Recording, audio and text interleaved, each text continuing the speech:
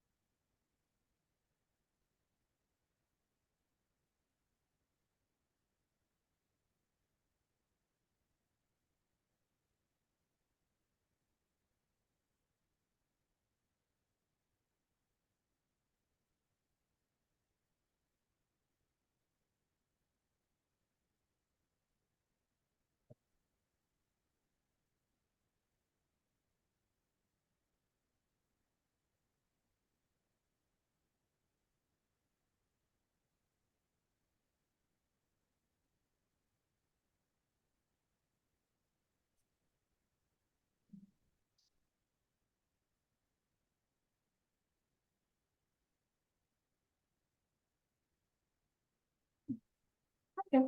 All right, let's get started. Welcome, everybody. Good afternoon. Welcome to NJSL Presents. My name is Melissa Ziobro. I'm a reference librarian with the New Jersey State Library. I assist with programming here at the State Library. I'm very happy to introduce Melissa Ziobro, who is a specialist professor of public history in the Monmouth University Department of History and Anthropology. She is the current president of Oral History in the Mid-Atlantic region and served for many years as the editor for New Jersey Studies, an interdisciplinary journal, a joint venture of the New Jersey Historical Commission, Rutgers University Libraries, and Monmouth University. A few housekeeping items before we start. A reminder that you can submit questions at any point during the presentation. You can do this using Zoom's Q&A function, or you can type your questions directly into the chat. When you exit the Zoom after the presentation, you will be prompted to fill out a survey. Please do so. We appreciate your feedback. If you're interested in any additional information about the Mullica Hill tornado, please visit either of these two links, one to the Harrison Historical Society or the New Jersey article that details how this talk came to be about. And I'll be dropping those links in the chat soon. Let's go over some Zoom controls very briefly. This is what your screen should look like now if you're on a Mac or Windows. If you're on a mobile device, it might look a little bit different, but everything will functionally be the same. In the left-hand corner, you can see your audio settings. In the case that you're using a headset or earbuds, you can adjust those settings here. If you're having any issues during the session, you can press the raise hand option in the center and I'll direct message you and we'll do our best to resolve your issue. On either side of the hand, we have the Q&A function and the chat function options. You can use either to submit questions. Again, you can do so at any point during the presentation. As mentioned, we will be answering as many questions as we can at the end of the session. I think that's it for housekeeping items. So I'm happy to turn it over to Melissa for a great presentation. Wonderful. Thank you so much. Let me go ahead and share my slides and then we'll dive in. Okay, so again, my name is Melissa Ziobro, and I am over at Monmouth University in West Long Branch. And I'm here today to discuss a project I did with the Harrison Township Historical Society to do a series of oral history interviews to document the 2021 tornado that so terribly impacted their community.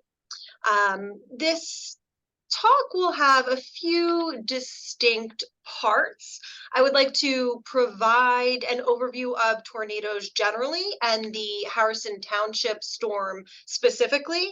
I want to tell you a little bit about the field of oral history and how it is uniquely suited to community history projects like this one.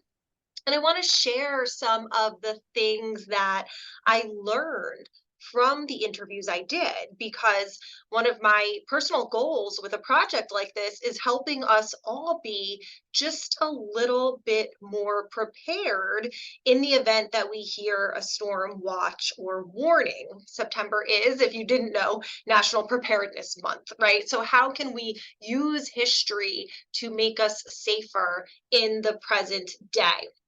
Before I dive in, a couple more housekeeping notes on my end. If at any point you don't think you are seeing what you are supposed to be seeing, or if you can't hear me properly, please reach out and let us know.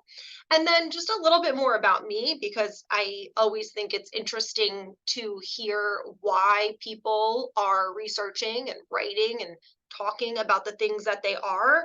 I studied oral history as an undergraduate here at Monmouth University, and I have not stopped conducting oral history interviews since. After college, I worked for 7 years as a historian for the U.S. Army Communications Electronics Command at Fort Monmouth here in New Jersey, and my duties included, among other things, conducting oral history interviews with veterans and active duty military personnel. When my job moved to Maryland, when Fort Monmouth closed, I resigned and started teaching here at my alma mater. So I teach, among other things, oral histories. And I continue to run my own oral history projects, to include projects related to the history of Monmouth University, to September 11th's impact on Monmouth County, to Superstorm Sandy. So I am just a real passionate believer in the power of oral history to breathe life into the historical record.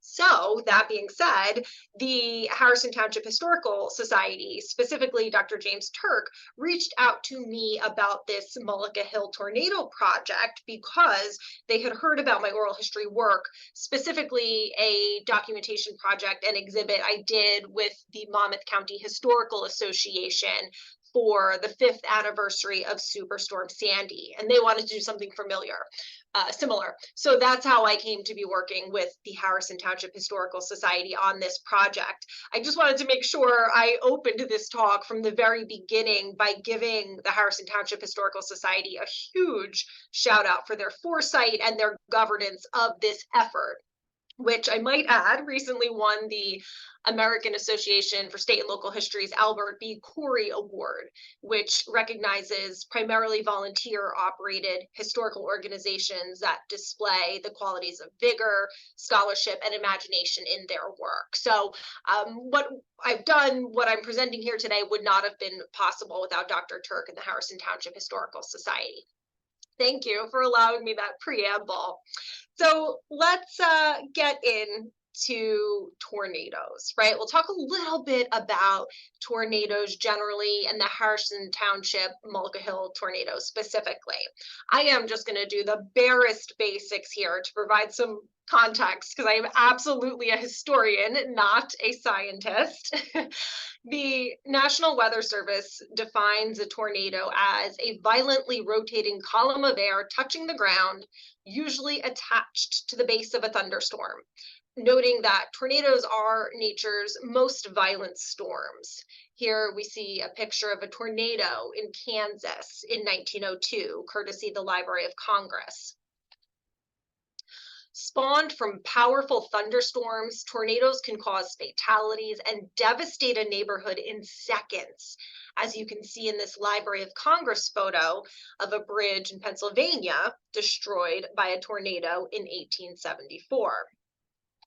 Or this Library of Congress photo from Kentucky in 1890. Or this Library of Congress photo of the aftermath of a tornado in Georgia in 1920. The winds of a tornado may reach speeds of up to 300 miles per hour. Damage paths can be in excess of 1 mile wide and 50 miles long. You might also have heard of strong downburst or straight line as opposed to swirling winds occurring due to the same thunderstorm as a tornado. We also see hail very commonly found close to tornadoes, as the strongest thunderstorms that spawn tornadoes are often formed under the atmospheric conditions that are highly likely to make hail. As you can see from these stock photos, hail can be quite large and very dangerous. Despite what we might think, oh, tornadoes are a Kansas thing, they're not going to happen here. The National Weather Service admonishes us that every state is at some risk of a tornado. The National Oceanic and Atmospheric Administration's National Centers for Environmental Information recently compiled the 20-year average for every state based on data from 1991 to 2010, which you can see on the map here. And I'll share my email address at the end of this talk if anyone wants any of the links or resources that I'm sharing today. So as you can see from the infographic, Texas and Kansas average the most tornadoes each year. Other parts of the plains and Midwest also have a high number of tornadoes annually. The Northeast and the West generally have the lowest number of annual tornadoes. Now, of course, New Jersey with an average of 2 is very low, but it does happen. Some tornadoes are very clearly visible, right? This is what we picture in our minds, probably if we hear the word tornado, that very distinct funnel cloud. But rain or nearby low-hanging clouds may obscure other tornadoes. Tornadoes tend to develop extremely rapidly and may dissipate just as quickly. Most tornadoes are on the ground for less than 15 minutes. So if we think of a tornado, right, in comparison to hurricanes, which we in New Jersey may be much more familiar with, tornadoes are much quicker in experience usually. Before a tornado hits, the wind may die down and the air may become very still. A cloud of debris often marks the location of a tornado, even if that distinct funnel is not visible. And I found this very interesting, but it's not uncommon to see clear sunlit skies behind a tornado. How do we measure tornadoes? Here we can see some more of the tornado averages, right? Telling us what month of the year they are most likely to occur. April kicks off what is typically the most active and dangerous 3-month period of the year for tornadoes in the United States. Strong tornadoes can occur any month, but as you see, the weather history shows that April, May, and June are the months with the highest potential of having both the greatest number of tornadoes and the most violent tornadoes. So they're in the spring. May typically has the most tornadoes each year with an average of 281, followed by June and April, right?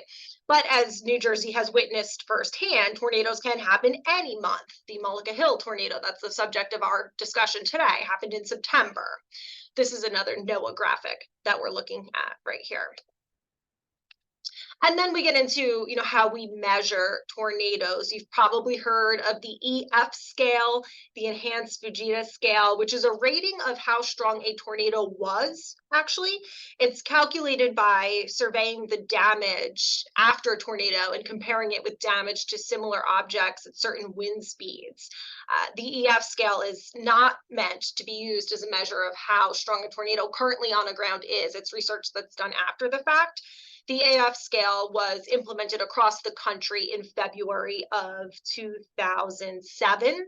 This chart here is courtesy of the National Weather Service.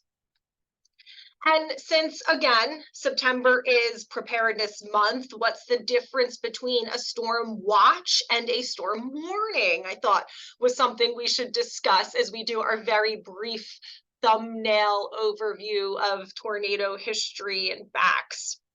What's the difference between a storm watch and a storm warning? According to the National Weather Service, a tornado watch is, be prepared. Tornadoes are possible in and near the watch area. Just kind of, keep an eye out and be conscientious, be waiting further information. The watch area is typically pretty large. It might cover numerous counties or even states. And then a tornado warning, right, is take action. A tornado has been sighted or indicated by weather radar, and so there's imminent danger to life and property. And so I think it's, just so important that we familiarize ourselves with these terms. So with that little bit of very broad background refresher for those of you who may be more plugged into weather history and facts, there have been at least 182 confirmed tornadoes in New Jersey since 1950. As I said, on average, there's 2 tornadoes each year in the state. This is an interactive map offered by Rutgers, which allows you to sort the available data in really fascinating ways. Again, happy to share resources with you after the fact if you want to do a little research of your own at home. This is a snapshot of the Rutgers data for the past few years. You can see in 2021, the year of the Mullica Hill tornado, New Jersey blew past the average number of tornadoes per year with 13 confirmed tornadoes. Why so many in 2021? Scientists still aren't totally sure. While climate change is certainly part of the conversation, it remains to be seen if this uptick is part of a new normal. Okay, so on to the storm that impacted Mullica Hill specifically. This map from the National Weather Service shows the path of the tornado that struck the community on September 1st, 2021. It would ultimately be declared an EF3. And I'll show you again the enhanced Fujita scale just to see where that falls. So the Mullica Hill tornado was declared an EF3.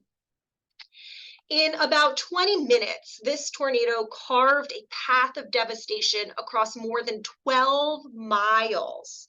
The remnants of Hurricane Ida actually spawned 3 tornadoes in New Jersey that night and 4 in neighboring Pennsylvania. The one that hit Mullica Hill was the most powerful of the bunch and was one of only 5 to ever reach such intensity in the Garden State at that point, based on National Weather Service records. The Mullica Hill tornado claimed no lives, but the storm system brought catastrophic flooding to other areas of New Jersey, leaving people dead in other areas of the state. Across Mullica Hill and Harrison Township, 39 homes were either destroyed or had to be taken down because of extreme damage, according to Mayor Lou Manzo. So I am going to show you some photos of the damage to Mullica Hill homes. These are primarily courtesy of USA Today, which is, I think, interesting in and of itself, right? That the storm was so catastrophic that the national news media descended upon the community. Josephine Lane, which is seen here, kind of became the epicenter of media attention. There was a lot of discussion in my interviews about the role of news media and how it was both a blessing and a curse, right? That the news media descended upon these people in their time of crisis. And while it did help to increase awareness, It was also a little bit of a hassle, right? Like you're at your worst. You don't necessarily want someone shoving a microphone in your face at that exact moment. There was also some interesting discussion from the homeowners about how the news media was concerned with finding the sexiest damage to promote, right? There's this term disaster porn that gets used. So it's very interesting to stop and think about the human lives that were impacted when we look at those photos and we just say, oh gosh, that's so fascinating. Like these are people's belongings, dispersed through the winds here. But we're going to look at some damage because it is important to, again, it's preparedness month. It is important to see these photos and say, oh gosh, like that is really scary. That is really dangerous. I do have to be aware. I do have to be prepared lest that happen here. So this is another photo of Josephine Lane. Again, we're in the same area. This is the home of Ashley and Troy Thomas, two of our oral history narrators on Marvin Lane. I mean, you can see the devastation was just truly mind-boggling. I think in natural disasters, we often hear of houses being reduced to looking like a dollhouse, right? Where you can look right inside and see everyone's belongings. And that was certainly the case for several of these homes. When you look at the photos of this devastation, it is really amazing to hear what people were able to salvage. From piles like this, people found things like wedding rings and kids' artwork intact. Debris was strewn for miles, which of course made it difficult to recover some sentimental items. This here is Cedar Road. Seeing just some different angles. Trees down in addition to the wind damage to the homes. In addition to the private homes that were destroyed, there were a number of businesses impacted too. For example, Wellicrest Farm, which was considered the state's largest dairy farm with more than 600 cows to milk each day. This is a USA Today photo, which shows a grain silo down and cornfields flattened at Wellicrest Farm. Or the Grasso Farm. These next few photos are courtesy of New Jersey Advanced Media and show the devastation to the Grasso Farm. You can see several of their outbuildings were just completely devastated. In fact, the twister is said to have caused $53 million in property damage to 563 structures in the county. Now, of course, those numbers change a little bit, who's doing the calculating and when, but it was an incredibly expensive storm to recover from. Just true devastation. In recognition of the severity of the storm, Governor Phil Murphy was quick to get to Mullica Hill. This is a photo of him visiting on Thursday, September 2nd from USA Today. But the media attention and visits by politicians don't necessarily mean a speedy recovery.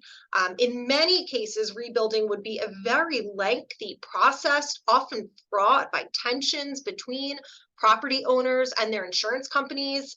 That really breaks my heart, but it's a theme that I know all too well from years of doing Superstorm Sandy oral history interviews. And we'll talk more about the role of insurance companies and some lessons learned from our narrators there in a little bit.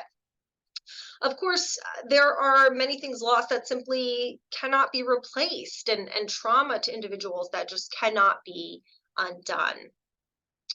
So why did the Harrison Township Historical Society feel it was important to bring me in to do oral histories of the storm? There's been, as we discussed, a lot of media coverage of the September 2021 Mullica Hill storm by excellent reporters at the local and national level. People took photos of the storm in real time. You might say, well, isn't that enough documentation? Why do you need oral histories? I'd like to tell you a little bit about the fields of oral history for those of you that might not be so familiar, because as far as oral historians are concerned, oral history is a very specific definition. It's not just any verbal testimony. It's not as simple as just hitting record. An oral history interview generally consists of a well-prepared interviewer asking questions of an interviewee, or as we like to call them, narrators, right? It's a little more active than passive, like they're narrating their story. They are in the driver's seat. So you have an interviewer and a narrator sitting down to chat and recording their whole exchange in audio or video format. So recordings of those interviews are then in full transcribed, summarized, or indexed and placed in a library or archive. Now, getting that full transcription part, getting that summary part, getting it online, that will take longer at some organizations than others, just based on their bandwidth, right? But the intent here is that the narrator's words are going to be preserved in full for the historical record. This is different than when someone is interviewed for like a newspaper article or a news segment or a documentary, and they might speak to a journalist for 30 minutes and only tiny snippets of their conversation make it out into the public. And much of what they feel or say or think might wind up on the cutting room floor. And what does make it to the public is chosen by the journalist or the documentarian, etc. I'm not disparaging the work of journalists or other interviewers, just explaining why it's different from oral history. So once oral histories are conducted, they can then be used for research. They can be excerpted in publication, radio, video documentary, museum exhibits, whatever. But that narrator's full story in their own words is going to be preserved somewhere. So that's what makes oral history, I think, very unique and special. At its heart, oral history is a conversation, right? I may go in with a set list of questions, but at the end of the day, I'm just there to provide a platform for the narrator to share their story as they want to tell it. It's not about what I, as the interviewer, want to hear. It's about what they want to share. So when I go in to do an oral history, I never want anyone to feel exploited or pressured or unsure. I want them to really feel empowered.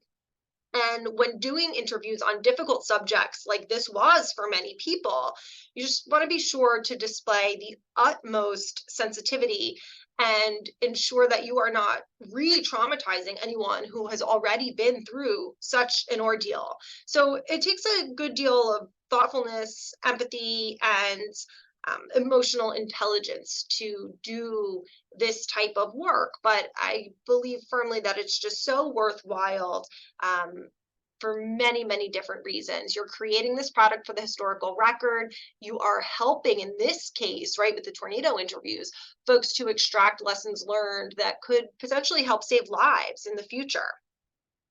So speaking of lessons learned, what are some of the lessons I learned about the Mullica Hill tornado and emergency preparedness and community from doing these interviews that I could share with you, right? What are some insights I can share?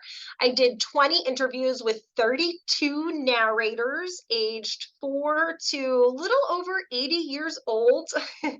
The folks ranged from impacted homeowners and business owners to first responders to government officials and more.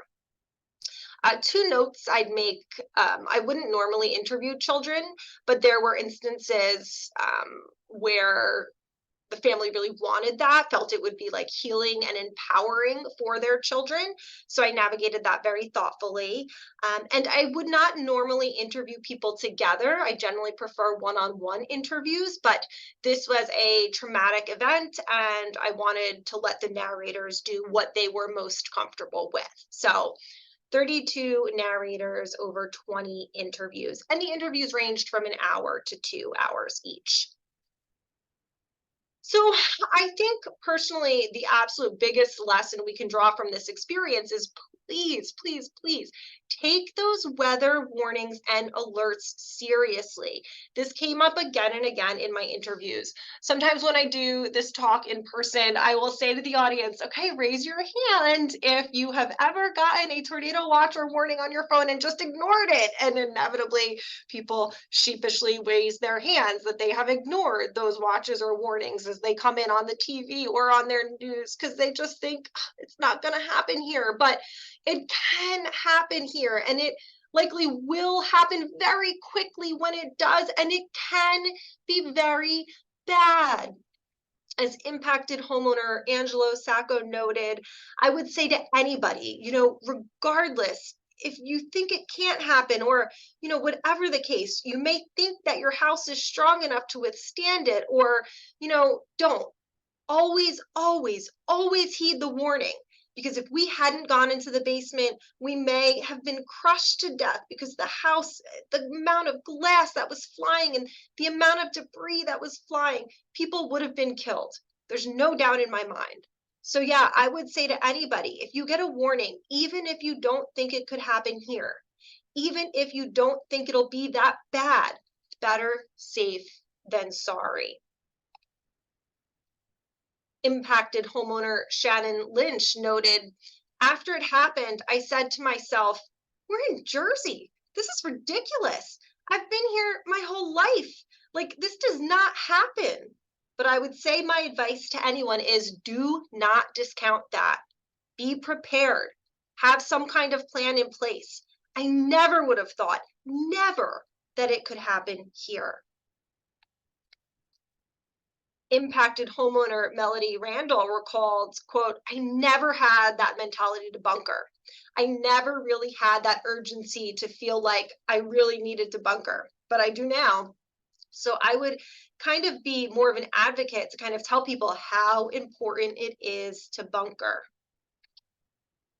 The title of my talk is taken from my interview with Ashley and Troy Thomas, who huddled in their basement with their children just before the tornado destroyed their home. It was almost dinner time. The warnings were coming in. Ashley and her two girls went downstairs, but Troy was still upstairs cooking dinner. He recalled that he saw the warnings, but he didn't really think anything would come of them. He remembered, quote, so I kept going to the front of our house to look out the windows periodically while cooking dinner. And he remembers, and the last time I went, I saw the funnel clouds coming. He ran to the basement and Ashley shared, quote, I laid on top of the girls and he laid on top of me. And within, literally 3 seconds, I looked up and there was the sky. We could see the sky. There was from the basement, there was nothing over us, end quote. And yet, amazingly, despite the incredibly destructive power of the tornado, there was no loss of human life in Mullica Hill directly related to the storm. Now, that might be simply luck due to the time of day that the storm hit. People were awake instead of asleep in their upstairs bedrooms, and they were able to very quickly take cover. Narrator after narrator commented on how that likely made a huge difference versus the storm happening at midnight. So, one of our narrators, Mark Gravenese, the township administrator, he said there were no deaths in any of our towns here, but when you think about the timing of this, it would have been a whole, when you go and you look at the devastation the next day and following, it's amazing that nobody got killed, to be honest with you. The Lord was with us, I think. Sergeant Neely of the Harrison Township Police Department said, we were lucky as could be. I don't know how we didn't have any loss of life. The police chief concurred, yeah, if you saw some of those houses and maybe the one house was gone, completely gone, and the family they were in the basement and they got up and walked out and they were like, there was no house. They just walked up out of the basement and there was no more house. Very lucky that nobody was seriously injured or lost their lives, end quote. I found it so interesting that virtually every impacted homeowner I spoke with was very careful to say something along the lines of, well, it was terrible, but at least we all made it out alive together. I just found that so inspiring, and I really thought that it demonstrated the resiliency of the human spirit. Isabella Maraca. She was a high schooler who I interviewed along with her dad, Steve. Their home was devastated by the storm, but she bravely observed, like, leaving that house with just the clothes on my body that day, my phone and 2 left shoes. It's just thinking you had nothing, but then really in the reality of knowing I had everything I needed when I had my family, end quote. Ashley Thomas noted, quote, "It's not about stuff." And I have said that over and over. We know we're so lucky to all have been unharmed, and the house is just a house and stuff is just stuff, and we're going to have a new house, but it's also our sense of security too. It's just, not the same. And we all just want to go back home. Because, right, we can't underestimate the trauma of living through that, of losing your home, and also the frustrations that follow. It is truly so complex and emotional. There were many things lost that simply could not be replaced, no matter what your insurance company or FEMA or the town was willing to try to do for you.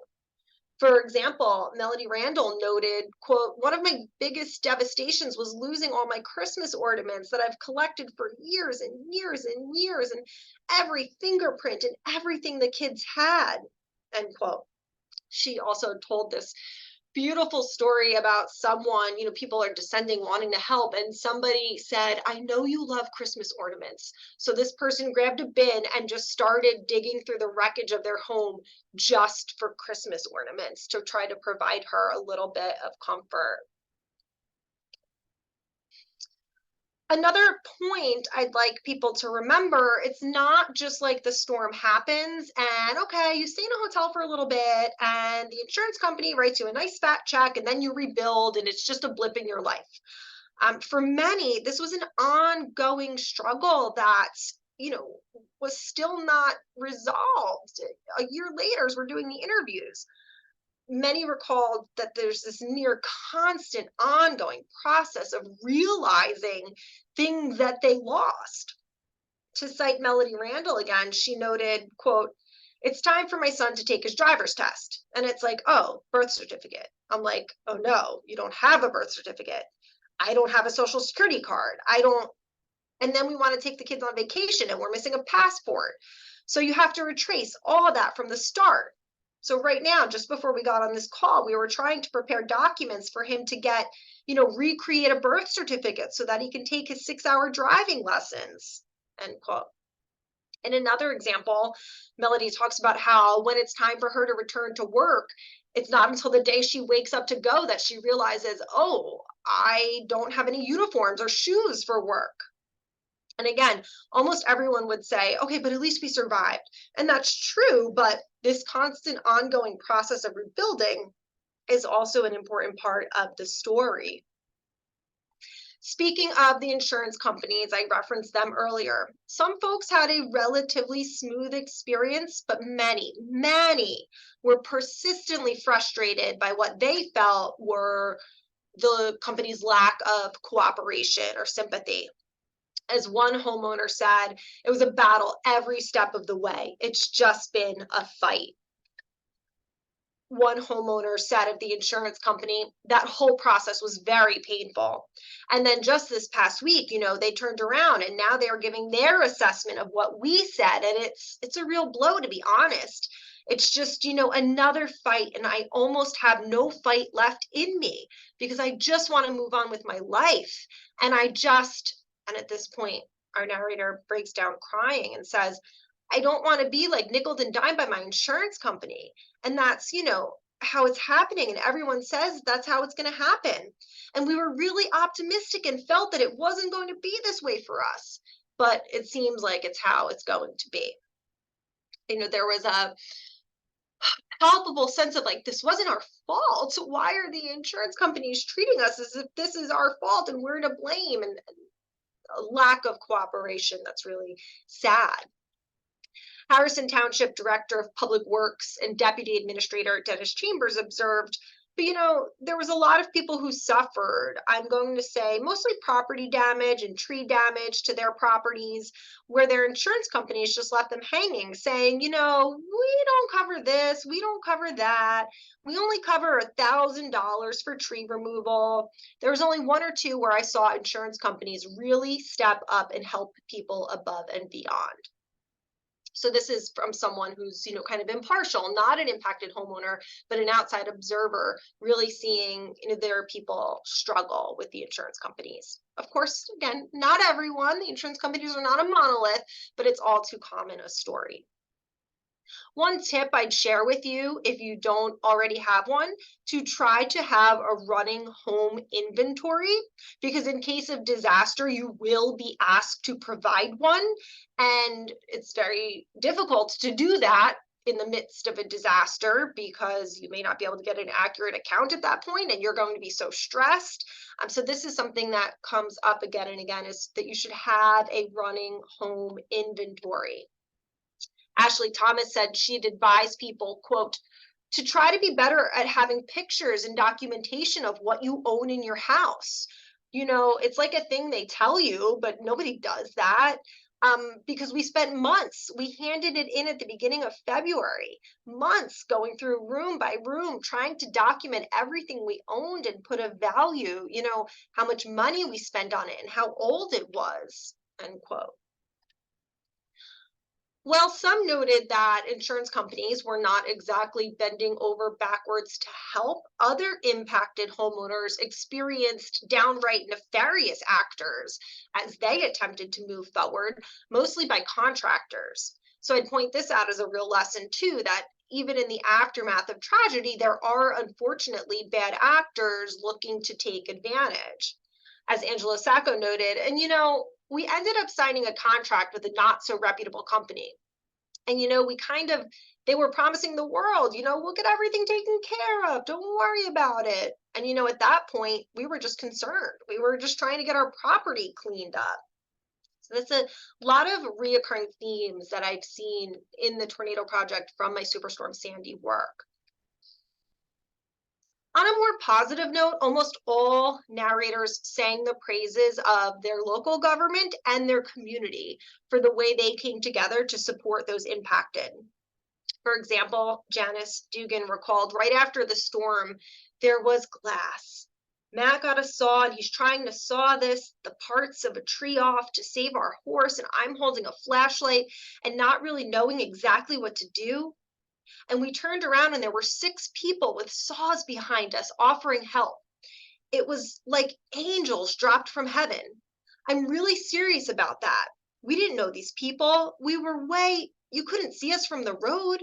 Nobody knew we lived here. They just showed up, and amazing, just amazing. As impacted homeowner Maria Stuber noted, the community response was, quote, absolutely phenomenal. We had people, just showing up at our door from churches, community members, all sorts of organizations offering us help. Home Depot dropped off containers and tape and bubble wrap. And the local eateries like Naples Pizza, they all brought food to our neighborhood, like food trucks, and absolutely unbelievable. Another interesting thing to me as an outsider from this community, I live in Toms River, I work in West Long Branch, was how many narrators brought up the loss of so many trees, and how that wasn't just a cleanup nuisance, but something that really saddened them. Shannon Lynch noted, we lost almost every tree. Out of 400, there's probably 15 left. The little skinny ones lasted. All the big ones, even 5-foot round, all broke. The ones that I guess could bend didn't break, which was very few. And I guess it makes sense because, that's not something you can even attempt to rebuild in the near term. And that rural feeling had long been a part of life in the Mullica Hill community. As Joanne Trezera observed, this is a very different picture now, looking at our hedgerow where my house is as compared to being here, growing up. I used to run around in these fields and playing the tomato fields back there. I used to run through. and that hedgerow is all gone. And it's very weird thing. Everything's so different now.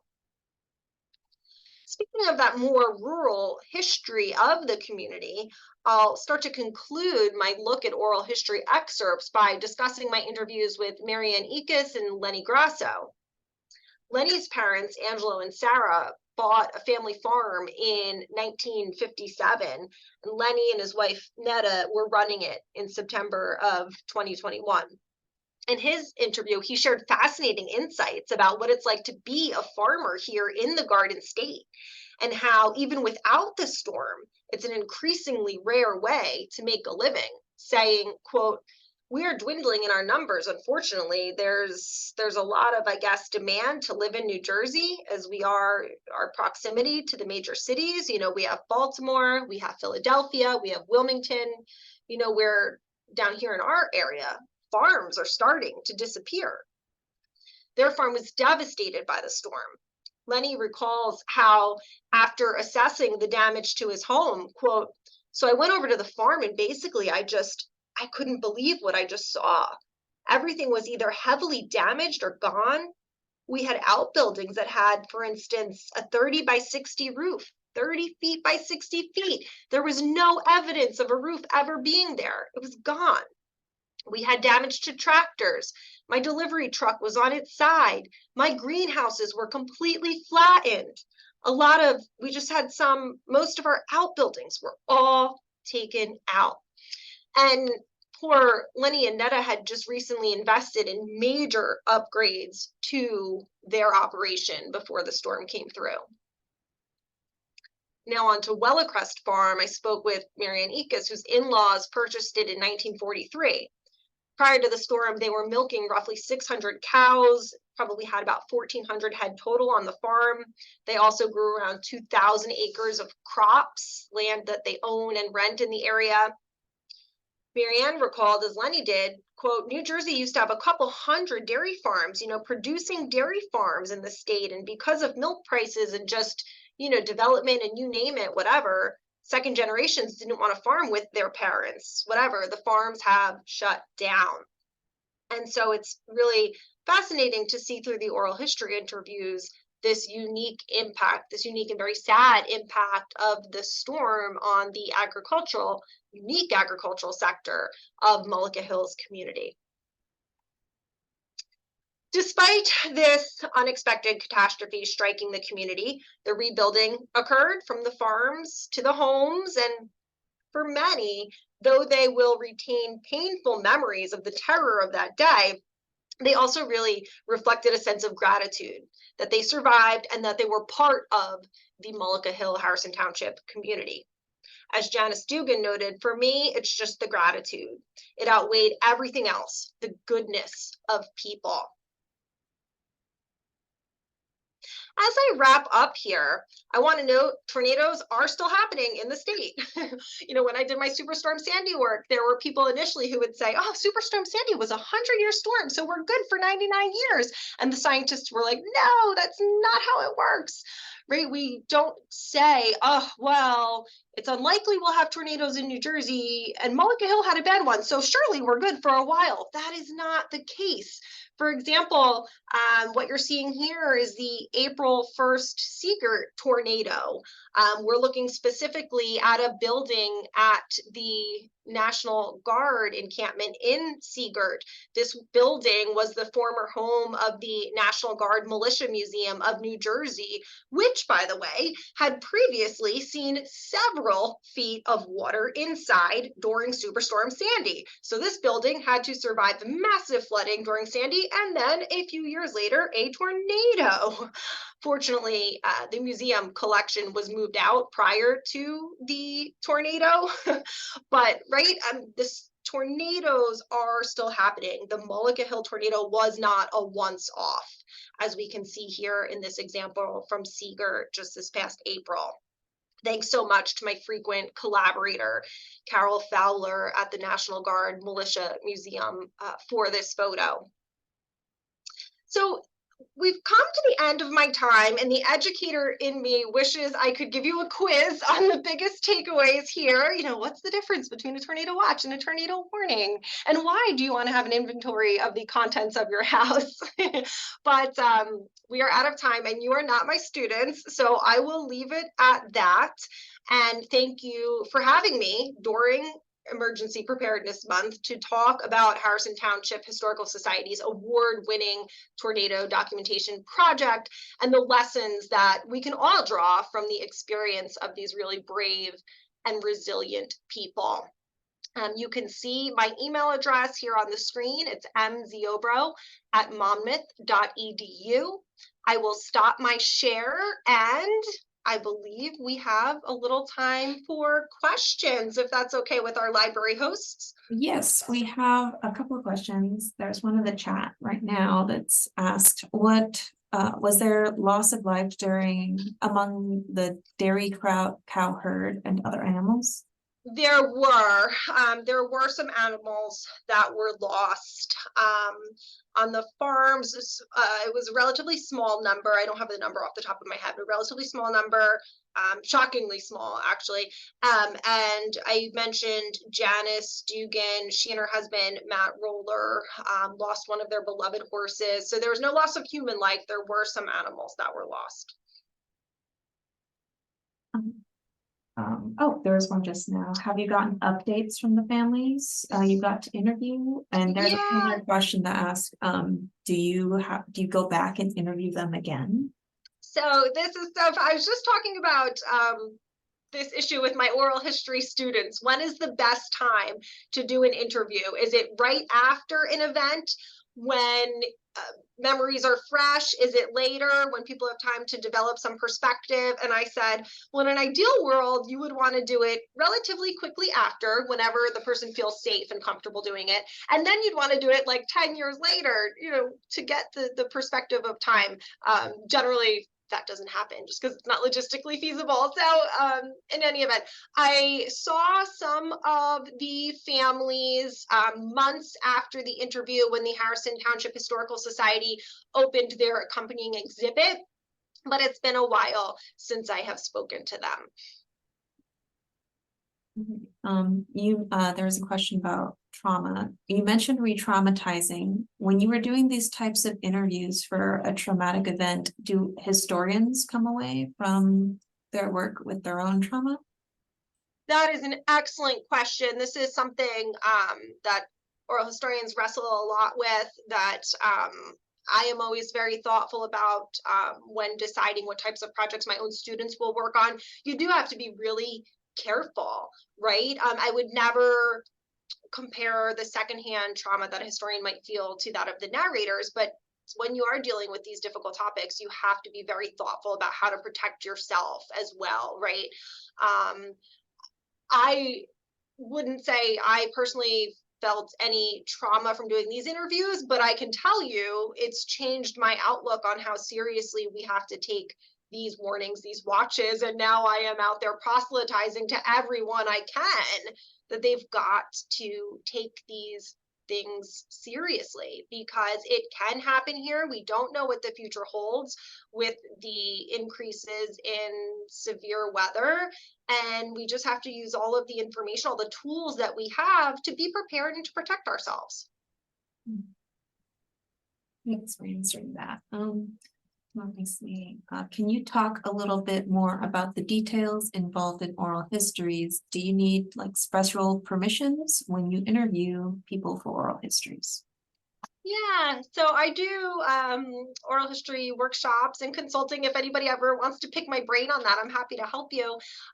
You generally want to have the narrators sign a release form, and what that release form looks like will depend on the organization. So, right now here at the Bruce Springsteen Archives and Center for American Music, where I'm working today, we have a release form that we use for everybody. The Library of Congress, Veterans History Project, they have their own release form, right? So sometimes they're real simple, like a paragraph saying I consent to being interviewed and this interview can live in the public domain. Sometimes generally, if your organization has a big legal department, it becomes a very lengthy, contractual type document. But if anyone is thinking about doing oral histories, like I said, I'm always happy to consult. Oral History in the Mid-Atlantic region is a professional development group. I'm no longer the president, my term finished, but they're an excellent resource. And there's an oral historian, Don Ritchie, who has this incredible book, Doing Oral History. It's this like very accessible soup to nuts textbook on how to do oral histories. He's got some sample release forms in there you could look at if you wanted to. Excellent. And you said that you had, you were to drop your contact information into the chat. Oh, yes, I can put it in the chat as well. And I'm always happy to chat. If you want any of the resources that were shared in this project related to tornadoes or the Mullica Hill project specifically, or if you just want some info on oral history, please feel free to shoot me an email. I'm always happy to chat. Yeah, it looks like that was all our questions. I'm just going to grab the Historical Society link one more time. So if anyone's interested, they can click on that. And yeah, thank you, Melissa. This was a great presentation. Very informative, very interesting. And thanks to everybody who attended. Did you have any closing remarks or anything, or but you're good? No, that's it. I just want to thank you for having me. Thank the audience for coming. Thank the Harrison Township Historical Society for inviting me along on this project, and our very brave narrators for sharing their stories for the historical record and to ensure others can be as safe as possible. Thanks, everybody. Excellent. Okay. Just a reminder that for our audience that you'll be prompted to fill out a survey. After exiting out the Zoom, please do that. We appreciate your feedback. And that's it for today. That concludes our session. Thanks, everyone. Bye, everyone. I'll stop.